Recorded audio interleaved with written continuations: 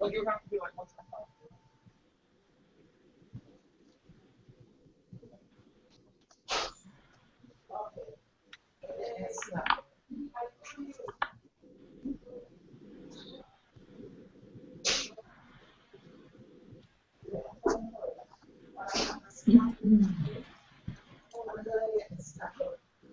Thank you. You're welcome.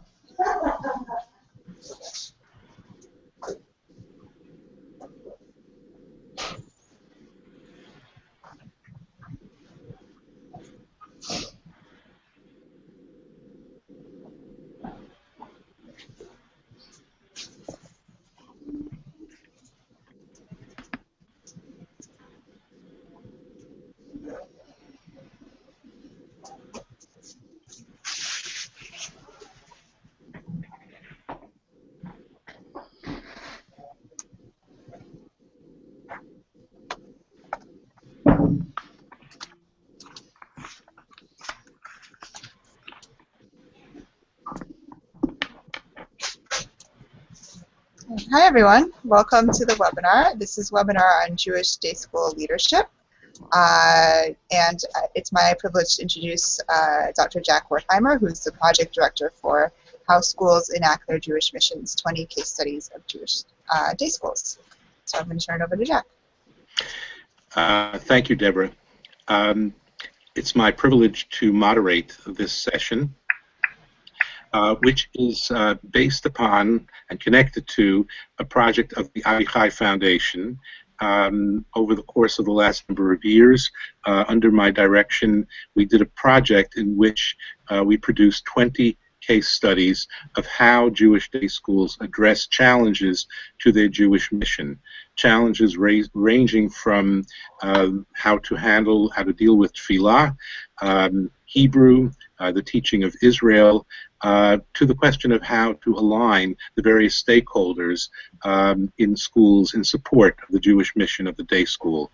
And that latter theme will be the one that we will be addressing today. I will say parenthetically that these case studies are all located at the website of avichai.org online under case studies, and I invite you to read these case studies at your leisure.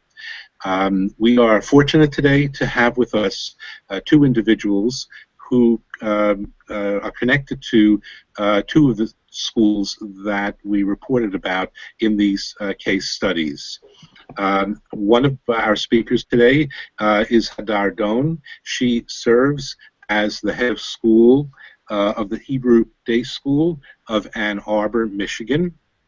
She has served in that capacity for a number of years, and in fact the case study focuses upon Hadar's first year of after she arrived at the day school in Ann Arbor. Our other speaker today is Adina Canfield, who serves as the Director of Institutional Advancement at the Jewish Primary Day School of the Capitol in Washington, D.C. Adina must be doing something right, because just this week the day school announced two gifts amounting to $20 million that the school had received, which will enable it to go beyond being a primary day school and developing a middle school. I've introduced our speakers in the order in which they will be speaking. Hadar Doan will speak first, and then she will be followed by Adina Canfield. Following that, I will be posing some questions to both of our presenters, and I invite you in the chat box to pose any questions that you would like me to convey to them during the course of this webinar. I turn this over now to you, Hadar. Thank you. I want to tell you first a little bit about our school. Hebrew Day School of Ann Arbor is a K-5 school in Ann Arbor. Ann Arbor houses the University of Michigan, and the University of Michigan is the major employer in town, so the majority of our parents are connected to the university. And the school is in its 40th year, and in the last few years we experienced a significant decline in enrollment. There are many factors that affect the enrollment, and I can address some of them later, but I'll tell you that we do attract a diverse range of families from all over Ann Arbor. The majority of our families are associated with the conservative movement, but roughly a third of our families are identified as Reform Orthodox or having no religious, no denominational affiliation at all. Maybe 14% or so of our families are from outside the United States. We create a welcoming community. It is important for us that as the only day school in town, that everyone feels at home, so our environment, our curriculum, our programming are designed in a way to be open to a diverse Jewish population. We view Jewish pluralism as a matter of need and as a matter of principle, and we create an atmosphere of Klal Yisrael. We want everyone to model a community of respect and acceptance. We feel that a Jewish day school completes a town, that you cannot have a Jewish community without a day school, and part of our role is to make sure that the rest of the Jewish community feels the same. While we know that you can be Jewish leaders without having had day school education yourself, or even without sending your own children to the day school, that having a day school in town makes it possible for community members to choose Ann Arbor and contribute to Ann Arbor by having this option. So when the school started, the Board of Trustees began as an operational board. All the trustees were current parents, and I've been lucky to join the school after the board has made its transition to become a strategic board. Part of the strategic and long-term vision was about limiting the number of current parents that serve on the board to about a third. Currently, this year, our board is really small. It's 10, so we would hope to grow it to 14. So what we found is that it actually came with challenges as well, that the parents on the board tend to be more of the worker bees, and we're trying to create some kind of a balance, that there's a distance between the trustees and the school, and that's one of the challenges that we're addressing at this moment. Our standing committee on trustees is constantly seeking and grooming new trustees, and we look for a variety of affiliations and connections to the school. That said, the role of the trustees is not to represent any one organization or affiliation, but rather the school, but we do want different perspectives on the board. We do not look for trustees who all come from the same perspective. So when the trustees are courted, we try to be as honest about the role and the state of the school as possible. We want to make sure that people have some kind of connection either to our school or to day school education and Jewish education in general. We present them with the roles and responsibilities both of the board as a whole and the trustees as individuals. The board being responsible for hiring, supporting, and evaluating the head of school, monitoring the strategic plan and that advances the school's mission, raising funds, ensuring a smooth succession for the board itself, and evaluating its own performance annually. The trustees individually have to be informed and support the mission of the school, attend the board meetings, and by the way, a small board, actually everyone attends the meetings because every voice really counts, uphold the level of confidentiality, serve on a subcommittee, help with solicitations, make a meaningful financial contribution themselves, and that they need to remember that they don't act on behalf of any other organization. When they serve on the board, they act on behalf of the day school. They sign this agreement, they sign a conflict of interest agreement, and they take appropriate action, including recusing themselves if there is a conflict of interest with a particular topic or in serving on the board in general. We also have a recommendation for trustees where we ask for community participation. We ask the trustees to participate in other events for the JCC, for the Federation. We ask them to make a meaningful contribution to the Jewish Federation and support the JCC through membership, which is not something that we can mandate, but we stress the importance of modeling being part of the Jewish community in Ann Arbor.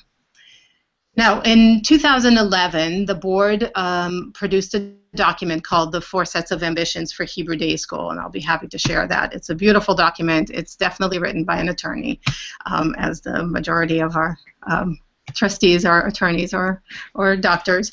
And it sets the tone for really what it is that we hope to accomplish. And when we think about the role of the board, it is not about taking care of the children that are at the school right now. That's really my job. It's about our children's children and the long-term role of the school and longevity of the school. So the 4 sets of ambitions talk about our ambitions for the students being general education, excellent general education. Hebrew is a Judaic axis and a second language. We want our students to be confident, generative Jews. We call them Jews who can paint, so they're well-rounded and they're pluralistic with social values, a joy of learning, and being confident, generative people in general. We also have ambitions for the broader Jewish community, that the Jewish world needs Jewishly competent adults, and not just educated, but active and participatory, and that there is a responsibility for what Jewish life is going to look like after us. We have ambitions for Ann Arbor. Hebrew Day School enables wonderful people to live in town, and the contributions that our parents make in the community is important to us, and that our graduates are and should be people who enrich the world beyond just the Jewish community. Our ambition for the institution itself is that the school, and at the time that the document was written, it was felt that the school should thrive at 100 plus. That projection has changed in the last year as we've been working with an enrollment consultant. I would believe that around 80, 90 we can make the school work in Ann Arbor. Our enrollment is at its lowest this year with 64. And this document has really become the guiding philosophy of the school. It has a sense of the values and the mission of the school, and it's a school that we inherited and we have to uphold and entrust for future generations. All the issues that are coming up for us this year with enrollment and attrition and some identity questions that are coming up keep bringing us back to our ambitions and what it is that we hope to accomplish. So the reality of enrollment has changed since I arrived at the school. This is my 3rd year. With the drop of enrollment, the board has decided to really tackle enrollment head-on. We announced last year that we received a $1 million gift from an anonymous donor, and the goal of the gift was really to help with the sustainability of the school, to help us push us through this rough time, to help guide us in moving the school forward to where we can stand on our own 2 feet. One of the things that we wanted to do was to bring more voices beyond the school, because there was a thought on the board that if we can use this money to somehow benefit the greater Jewish community, perhaps in endowing the building we reside at the JCC, maybe something that will reduce our rent but will also benefit other organizations that share the building. We didn't have very much an idea of what we wanted. We just wanted those voices. And every committee that we put together kept saying, it doesn't matter if we can't get more kids in the door. So we decided to use a sum of this money to make sure that we are focusing all of our attention heads on recruitment and retention. Starting with the wonderful PEAGE conference in Chicago last year, we continued with Rick Newberry from Enrollment Catalyst in order to really hone in on what is it that we do well, what is it that we need to improve, and how can we move the school forward. We know that of the 14 initiatives, and by the way, I told Rick that anything with the word initiatives can have a number larger than 3 or 4, but the 14 initiatives that he wanted us to work on, some of them applied to the board about increasing the visibility and access to the school, bringing in community members that matter, not just prospective parents, but actually community members who would then go out and talk about the school and what a great place it is. So that was the area that we wanted the board to focus on. Within the school, we've changed how we tell our story. The majority of our marketing now is through storytelling. How we use social media to talk about our school or to highlight events was very sporadic, and now it's much more systematic with the idea of sending people back to our website and telling those personal stories that really make people think about the possibility of their own children living with us. So our struggles are about managing change and potential growth. I spoke a little bit about this at the Day School Conference, but how do we go about talking about the things that we want to improve while still saying we have a terrific school and your child should attend? So we are working with improving our product, and that the community itself has changed. The core group that started the school was a group of parents for whom Jewish education was a given. That is very different in Ann Arbor now. We have many Jewish families that are very happy to send their children to the public schools. It's hard to compete with free, and the public schools are good in Ann Arbor. So we're managing the teaching and learning, we're managing the teacher capacity for change, and at the same time, while we engage the entire community in telling us what it is that we do well and what it is that we need to improve upon, we found that our identity was muddled and we needed to clarify it. And questions such as, should we have Hebrew immersion, or should we teach Judaic studies in English? Should we accept non-Jewish children? Those were all suggestions that came from caring individuals who feel that that would be the answer that would save our school. So taking all these questions and going back and forth, and we're talking about the balance between the board and the professional leadership, trying to figure out who decides the mission of the school.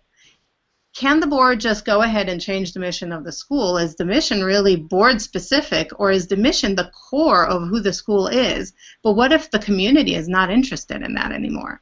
So we went back to those sets of ambitions and went back to the conversation about what is a philosophical conversation and what is a policy conversation and what is pedagogy.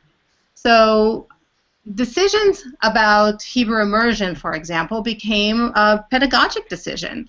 In Ann Arbor, it's very, very difficult to find qualified teachers who can both teach language and Judaic studies. And we decided what we're looking for are really good teachers. And what we want is the depth in the conversation.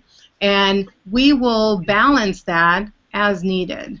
And we had an experiment this year in the 5th grade that has been very, very successful, where the Judaic teacher teaches in English. Of course, the text is in Hebrew.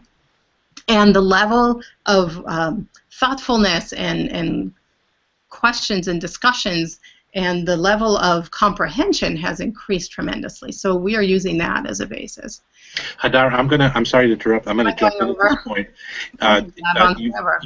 You've raised very rich points, and I'm looking forward to coming back to with a series of questions of my own. I want to provide an opportunity for Adina to speak a bit, and then we will get into some of the details that you've already begun to lay out here. So thank you. Okay. Adina? Okay, thank you. Just really quickly, as Jack said, I'm the Director of Institutional Advancement at the Jewish Primary Day School of the nation's capital. I'm often asked how long I've been at the school, and I say that's a trick question. I am in my 7th year in this position as a Director of Advancement and part of the senior leadership team of the school.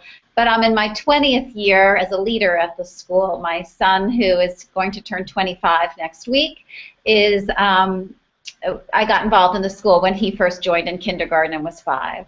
So I'm the proud parent of 3 JPDS grads. I am a lawyer by training, and I practiced law for many years with the federal government and the private sector, and I moved into the nonprofit world 9 years ago, starting out at the Center for Israel Studies at American University, where I was the deputy director, and then moved into this position, as I said, 7 years ago.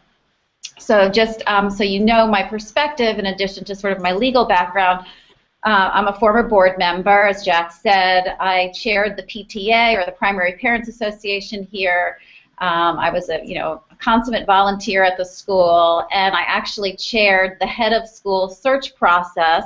So I basically hired my boss, Naomi Ran. So now to give you a sense of the school, we are the only Jewish day school in the nation's capital.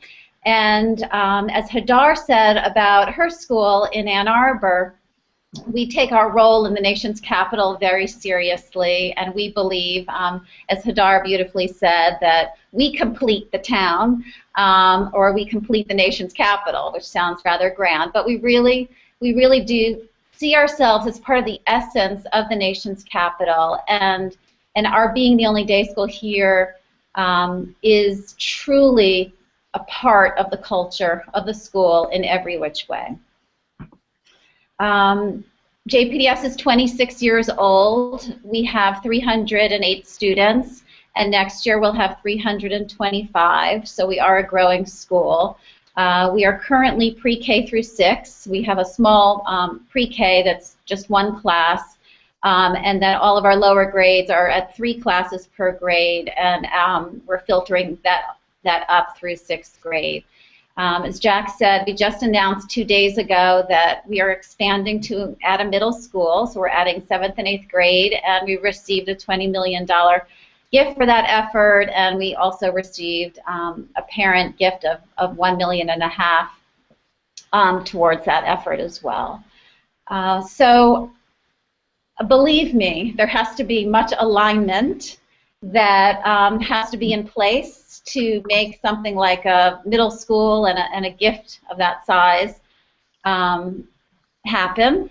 So I approached this talk a little bit differently than Hadar, and started thinking thematically about what the challenges have been over time at JPDS, and I think they face many schools, and thinking about what the core principles are that have to be in place to move forward together to face those challenges and move your institution forward.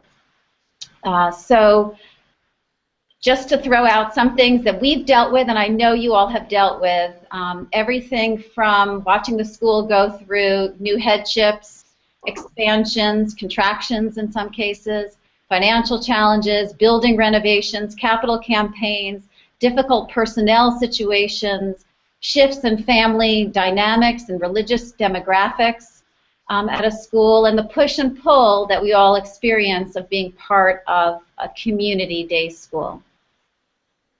All of these moments could have caused a break in the school as they breed tension, and yet at JPDS they did not break us. They certainly caused tension, but they didn't break us. And I was trying to think in preparation for this talk about how we weathered those times, those difficult times that we all deal with, and what remained, and how we remained a school with a soul during that time. And I think that's one of the greatest compliments that a school can get, a Jewish school can get, is that you're a school with a soul and you maintain that. So what are the key elements that provide for partnership and moving forward in the same direction and holding on to your soul at the same time? I'm going to share with you 4 tenets that I believe are key to maintaining alignment and connection to the soul of a school, and that actually give soul to the school. These things may sound amorphous or philosophical and maybe impractical to you, but I'm going to try to ground them for you so that you can see how they're implemented. And I really hold on to them in my daily grind of my work, as all of us do here. So the four sort of principles I'm going to talk about are being true to the words in your mission, being proud, being intentional in your board leadership work, and establishing trust within your organization. Now you're going to have to forgive me for one moment because I see that my battery is low all of a sudden on my computer, so please forgive me while I just plug in for one moment, and then I will launch into those very exciting four principles that I laid out for you.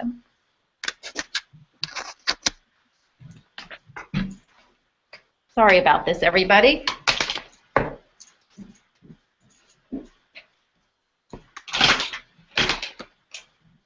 While Adina plugs in her computer, I just wanted to bring to your attention that the case studies that I mentioned, specific ones are online, and you will receive links that will be sent to you by AVI CHAI.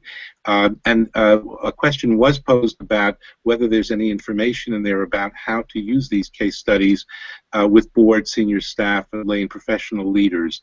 The answer is yes and no. Each of these case studies has a set of questions attached to it, but there's no formal script that we have which would explain how to use the case study. And if anything, we'd love to hear back from some of you who are using these case studies with your boards, your senior staff, and so on. And I just took a moment, Adina, while you were setting up. Sorry about that. I really apologize. But okay, so the first tenet that I talked about or mentioned are really words. I mean, we work at schools. Words are important. That's the essence of our daily life here. And we actually use our mission statement. We turn to it. We stay true to it. It reminds us of who we are. We make our mission come alive. We feel each word on that piece of paper that we all have. We all have these beautiful mission statements. We actually understand them at the school and use them. We use them as guideposts in everything we do. The mission statement hangs on the walls in our office. It's in the hallways. In strategy sessions, when we develop strategy, we turn to we say, how does this relate to what aspect of our mission does this relate to? When we engage in curriculum initiatives that we pursue, when we do marketing for our brochures, we always go back to our mission statement and make sure that not that we're just writing the mission statement down, but that whatever else we're writing on there stems from the language in the mission statement and the philosophy behind each word. Just to give you some examples, when we report our financials in our annual report, we actually write our annual report, or have in the past, through the lens of each of our core values at the school. So, for example, the development numbers or report is written through our value of Tikkun Olam. When we're talking about volunteerism and our community happenings, that's written through Am Echad. We really turn to that in sharing information. When we engage in Jewish practice decisions, our policy for head coverings, we allow baseball caps as well as kippot at the school, and that stemmed from the core value, again, of Am Echad in our mission statement and embracing diversity within our school. Our events for parents, when our head of school is deciding how she's going to budget for things, and when I'm deciding in the advancement office if it's worth spending money on certain things, I turn to our mission statement and I say, is our People of the Book series, where we organize parent gatherings and we talk about different issues, is it worth the money in organizing these things? We turn to value in our mission statement that says we are committing to building a community of lifelong learners. So that helps us validate the positions that we're taking. Of course, at each board meeting, we start with a Devar Torah. That relates to our mission statement's commitment to intellectual excitement, not just for the students, but for the leaders at the school. So we use the mission statement to guide us, validate us, and to direct our educational and our outreach work. I actually happen to be one of the people who wrote the mission statement with a team of people at the school way back, you know, within those 20 years. I can't even remember. And I will tell you, having been here for so long, that we've gone through several strategic planning processes. Every single time we go through strategic planning, we sit and we parse through the mission statement and we decide if we need to change the mission statement. And I will tell you, we have not changed the mission statement, but we have grappled with every clause in there to make sure it is still reflective and appropriate for our community. So I can't emphasize enough how inspirational a mission statement can be and how it can keep alive and perhaps nurture the soul of your school. The second tenet is pride. We have pride in who we are Jewishly as a community day school, and we celebrate what unites us as Jews, not what divides us as Jews. When you're a community day school, you have to approach every aspect of your leadership work without apology for being a community day school. Our head and our senior leadership team is diverse Jewishly by design, as is our board. We strategically ensure that various communities are represented on our board, which Hadar mentioned as well. We celebrate the community aspect of our day school, and we actually make it an attractive element or selling point of the school. We recognize that for some, the school is a gateway to Judaism, and for others, it's an opportunity to be a part of a diverse Jewish community that they would otherwise not be involved in depth. Just to give you an example, 2 nights ago, when we rolled out our gift, one of our lead parent supporters, it was part of making all of this happen, said to me Monday night, she said that going to a modern Orthodox school, which we are not, going to a modern Orthodox school would have been a more natural fit for her and her family. But that JPDS, as a community school, stretched them and their family and gave them a deeper perspective and connection to the Jewish community. So think about that. An Orthodox member of the community felt stretched by being a part of a community day school. That's powerful. And that's because being a community day school is celebrated. As far as the intricacies of carrying that concept out, of being proud and being a community day school, we look for things that unite us, as I said earlier, and we bend without compromising our community day school Jewish identity. So our kashrut policy provides that all school events must be strictly kosher so that everybody can participate. Our parent handbook sets forth that student birthday parties should be inclusive and should not be held on Shabbat.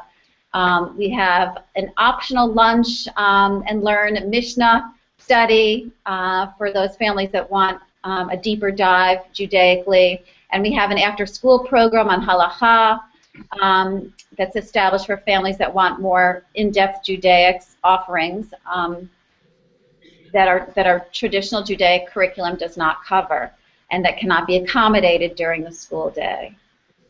We accommodate and support diverse needs, and we do not need to compromise. We don't feel that we compromise ourselves ever as a community day school at the same time. The third tenet I want to talk about is the careful process of board nominations and education as being a key to the alignment. And Hadar spoke a lot about this, and we do much of what you do, Hadar, so I won't go into those best practices that many of which you described, but just to share with you, again, our board approaches their work in a visionary sort of way, as Hadar said, looking down the road, planning for the future of the school. We look at the diverse qualities that board members bring, their skills, their backgrounds, and the constituencies that they come from.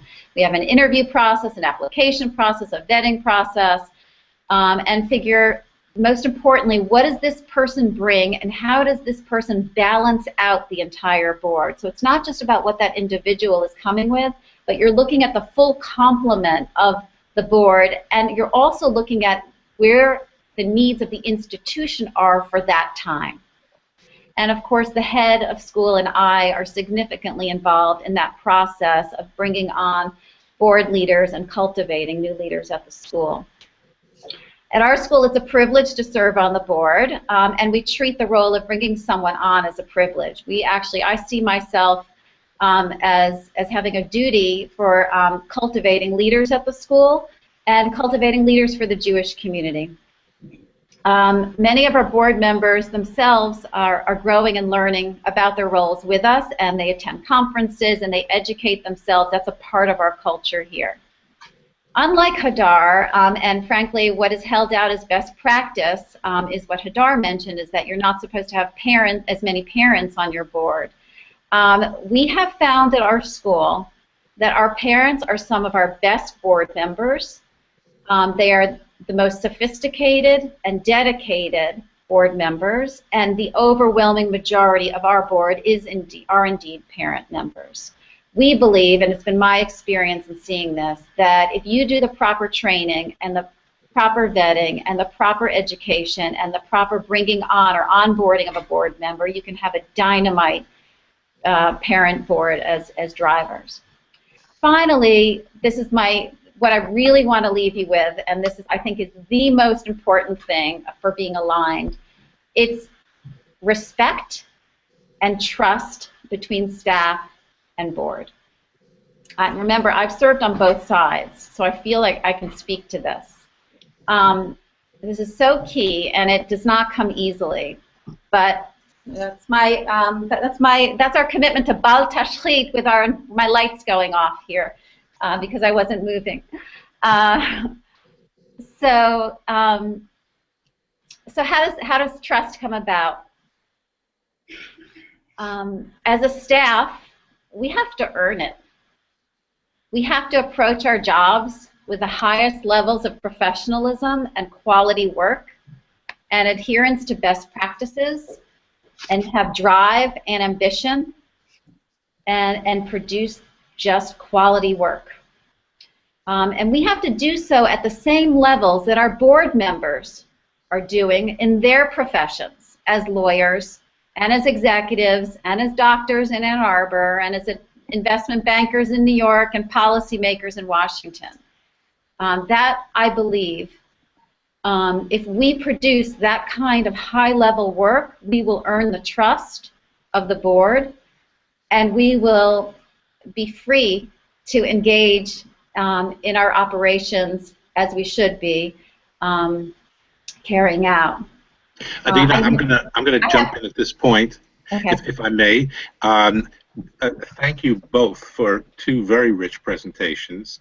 I want to just remind those of you who are watching this webinar that you do have an opportunity to pose questions by entering those questions into the box that is beneath the picture on your screen, and we welcome your questions. But I'm going to begin by posing a question to both of you. What you both described are extremely thoughtful approaches that your schools have taken to cultivating your board leadership and educating them and working through with them lots of issues. So I'm going to ask a kind of a question that you. That looks at perhaps the underside of this, and that is, can you think of examples, or could you provide us with an example, perhaps, of a kind of pushback that the school got from the board, where there was a tough issue, where there's some wrestling going on within the school, and how the school resolved that kind of conflict. I'm thinking, for example, Hadar, you made reference to identity questions in your presentation, and I don't want to put words in your mouth, but it occurs to me that it might be over some of those issues that there was some pushback, or at least some internal division within the school, and I'm curious to know how that division was resolved. And Adina, I would pose the same kinds of questions to you, whether it has to do with the Jewish identity issues or any other kinds of issues for that matter. Would either of you want to begin?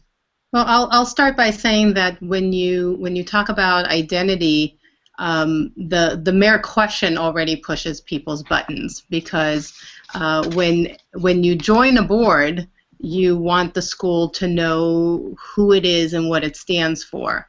And when identity questions come up, the pushback is, tell me who we are and I'll tell you if I fit in.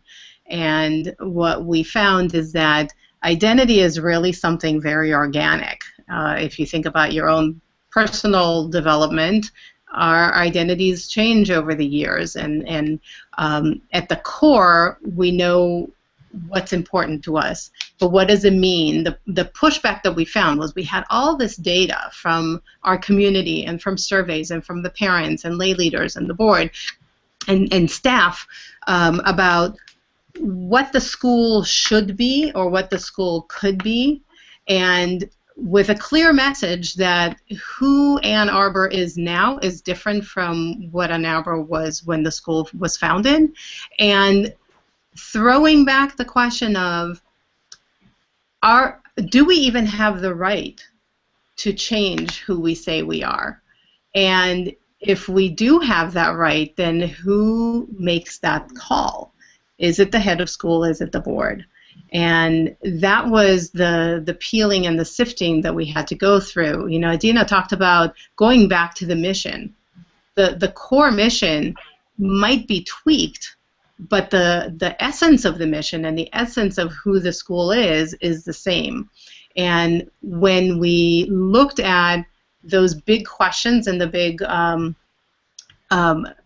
opposing opinions about certain topics, we realized that when we go back to who we are and what we believe and what we want for our students and the future of our school, the questions kind of answered themselves.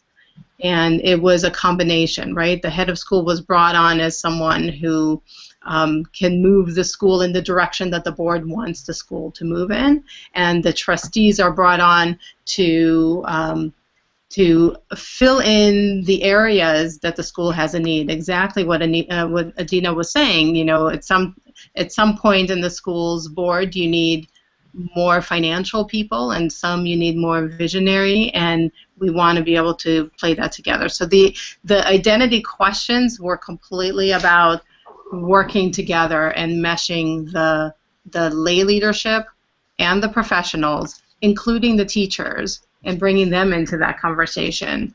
Who we are, and are we saying who we are, and being truthful about what we say that we do. So. Thank you. Yeah. Adina? So I actually have an example of an incident. It actually relates to the $20 million gift, so it'll be, I think, kind of interesting.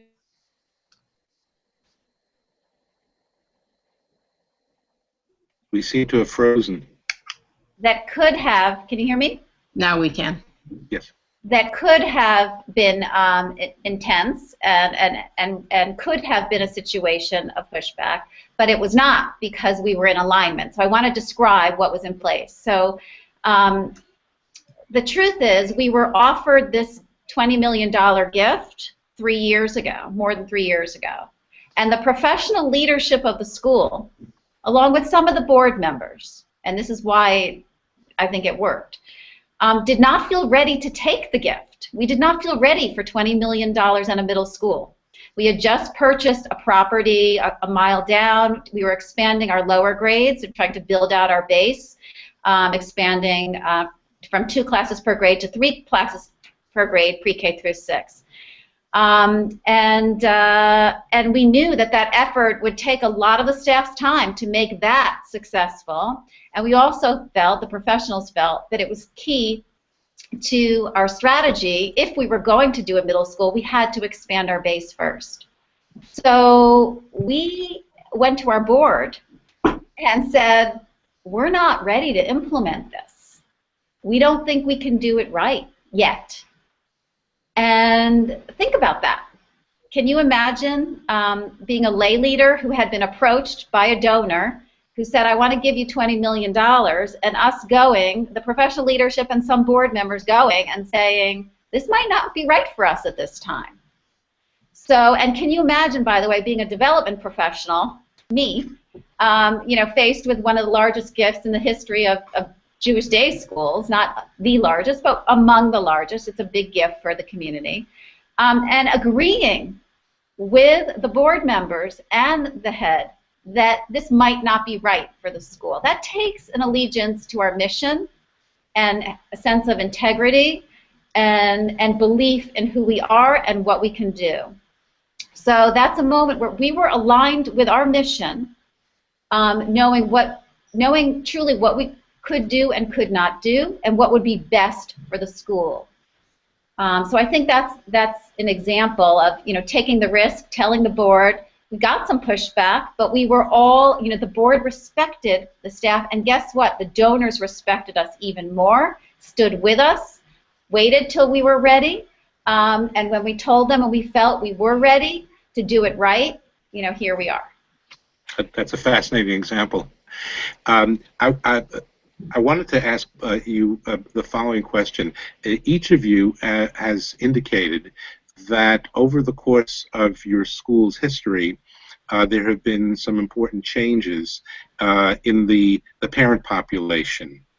And the school, each of your schools has had to adapt to that. I'm wondering whether you could speak to that, because my sense from what I know about your schools is that the parent populations have shifted in very different ways in your two schools.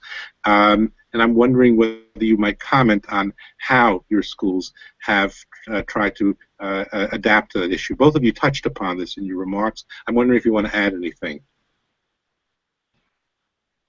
Should I go ahead, Hadar? So at JPDS, we have a growing modern Orthodox community. Just about half a mile down from us, we have a growing modern Orthodox synagogue. There's a lot of synergy right now between our school and that synagogue, and lots of babies being born, and our base at our lower grades is becoming more modern Orthodox. And we had to shift our, I would say, some of our approach in thinking about JPDS and its role in a family's life, from JPDS being what it had been, and I use this in my remarks, and I won't say too much more, but basically JPDS had been a gateway to Judaism for many families. I mean, most of our families, were synagogue goers and members of of synagogues, but really JPDS had been their core Jewish family in a sense, and for our new families coming up, for many of them, their synagogues are really their home base Jewish family or community, and we had to work on, and we still are, in acknowledging that and celebrating that and figuring out, okay, so what is JPDS's role in a family that already comes to us with a very significant core community? How do we bring them in to also make JPDS a priority Jewishly in their lives? So our community is actually moving in the opposite direction. In our town, which is it's a fairly small town, there is one synagogue of any type that you can think of. Of course, the modern Orthodox, we have Chabad, conservative, and Reform. We also have Jewish Cultural Society and Reconstructionists. So there really is a wide range of interest within Hebrew Day School, within Ann Arbor. And Hebrew Day School that was mainly conservative is now expanding beyond. And that meant that we had to go out in the community and change our image and change what people thought of us. And when we look at the religions, the Reform synagogue is bursting at the seams, and the conservative synagogue is also shrinking, which directly affected our enrollment. And breaking in to the Reform community, which is really, really funny, because we are so engaged with the individuals and the clergy and the educators, but somehow the families within this community really find their home and their community in the synagogue. And opening it up so that the school can become your new community when you're not seeking a community, that's been our challenge. And school can be many things for many people. It has served as a community for the majority of the parents in the past, and now it can also serve as a different type of community. It doesn't satisfy every Jewish need that every family has, but it is a place to connect differently with your children and with your colleagues, the other parents in the school. And part of what we're finding out in Ann Arbor is that it really does take a village for a school like ours to thrive. In fact, we are holding a luncheon next week for a bunch of community leaders. That is it takes a village kind of lunch, where we say, we need your help. You don't have children that can attend our school, but you know a lot of people, and we want you to come and talk about our school. We want you to bring people into our school. So the shift here has happened that we actually have a decreased birth rate. There are very few Jewish 4.5-year-olds in Ann Arbor at the moment. We see that in the early childhood center of the JCC. In 2 years, there are more Jewish children. I think it's just the end of the recession, and it's affected our enrollment. But our school as a whole, we have to think about what is it that we're doing that makes people think that we only attract a certain type of family practice. I'll give you an example. That last year we looked at our Siddur, and we were using Siddureinu circa 1962. Some of you might still be using it, so I won't say anything else about it, except that in our research about which Siddur to end up using, we chose the Minneapolis Jewish Day School, B'chol Levavcha, which is really a school teaching Siddur. And what I failed to think about, and that was one of my my own learning moments as a head of school, is I checked in with the Judaic teachers and I asked some community members. What I failed to do was bring in a group of parents and see what their reaction would be.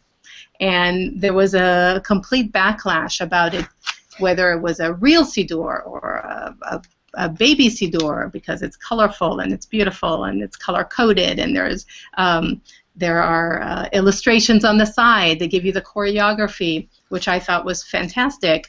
And I realized that it's symbolic, like a siddur, that people have emotional attachments, and that we have to tread very carefully in how we introduce a new concept that is meant to be inclusive, that is meant to bring everyone together, because even the siddur that we were using, not one synagogue in town is using, right? It's a school siddur, but it's black and white. So as we feel our way in expanding and really wanting to take pluralism to the next level, we find that there are emotional attachments, and we have to carefully and respectfully bring people as they want to be heard.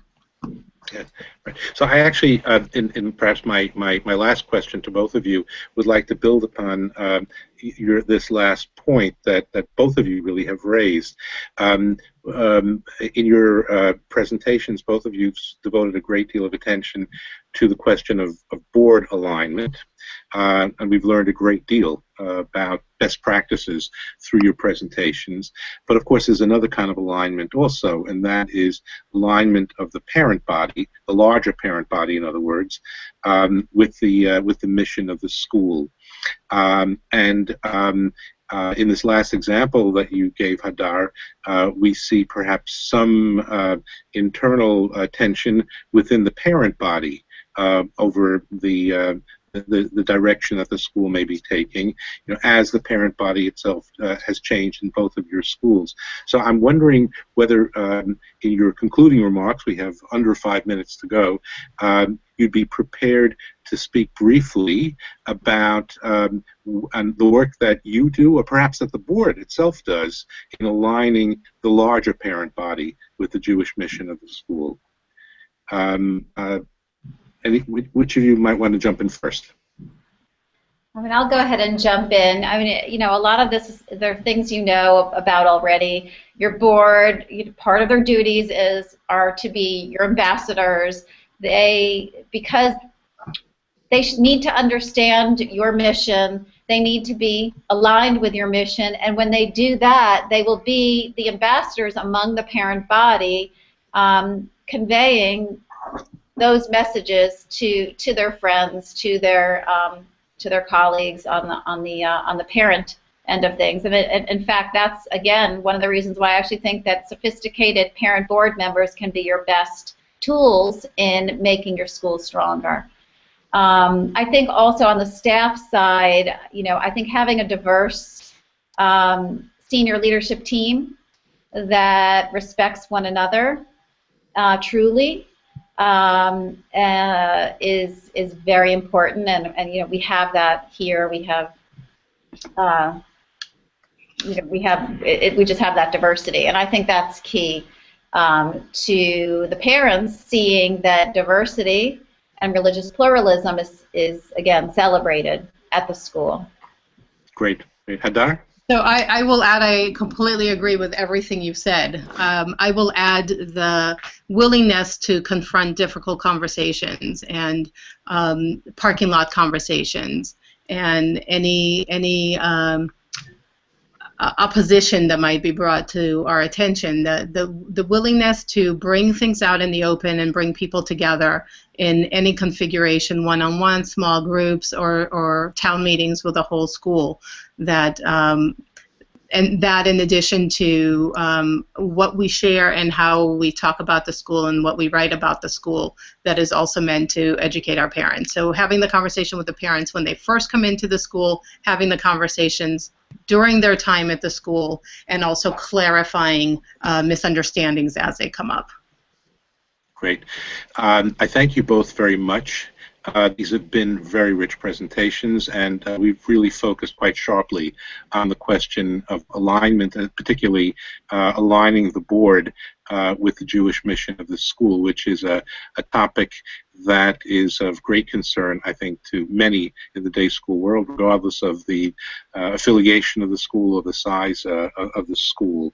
I want to just alert those who are been watching this webinar that the case studies of these two schools are available online at the AVI CHAI website. The one about the Jewish primary day school of the nation's capital was authored by Josh Elkin and Reuven Greenwald. No, it's Michael. No, it was Josh and Michael Berger. Michael Berger. Thank you for the correction, Michael Berger. And the one about the Hebrew Day School of Ann Arbor was written by Cheryl Finkel, who many of you know as well. These are rich case studies, and they'll enable you to see a more rounded picture of these schools and learn more about them. I thank you both very much for your presentations, and I thank those who have been watching this webinar for your attention. Thanks so much. Thank you.